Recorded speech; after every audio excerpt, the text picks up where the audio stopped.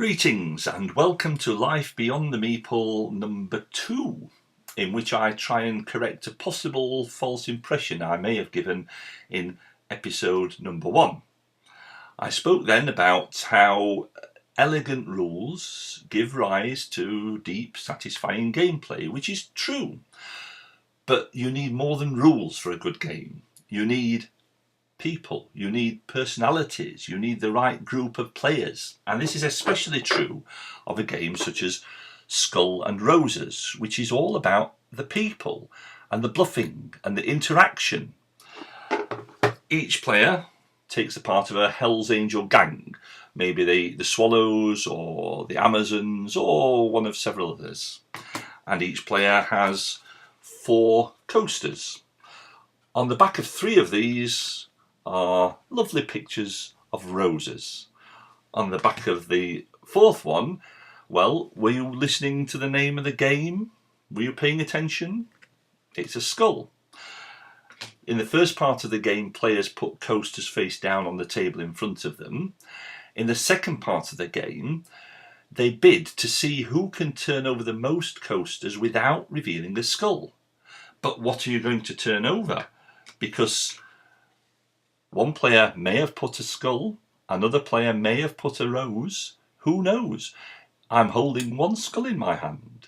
Which is it? Maybe you need to turn over one more coaster. What's it going to be?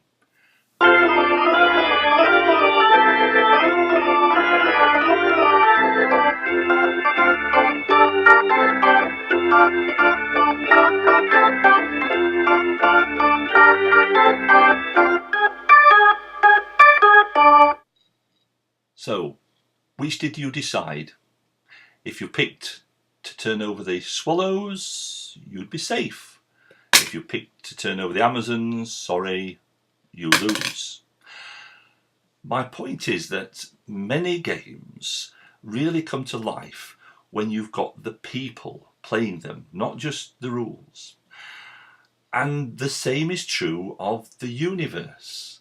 Yes, there are some really elegant rules about subatomic particles and that kind of stuff that has produced all of this. And God, I believe, is the designer of that. And we should stand in awe of his wonderful design. But I don't want to give the impression that he simply made up the rules, set the thing going, and then sat back to see how it all panned out. God is in the game. God is a participant. He's a player around the table with us. He's actively involved in what's going on day by day in this universe. Most of all, of course, through Jesus. And that's perhaps episode number 3 coming up.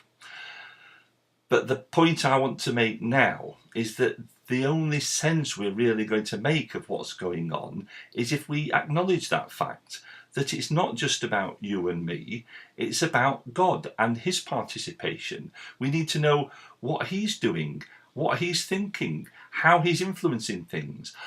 I believe mostly he influences the world through people, but not exclusively. What I do believe, though, is that you can't really make sense of life without that simple bit of knowledge. God is the designer of all there is, but he's also an active participant in life beyond the meeple.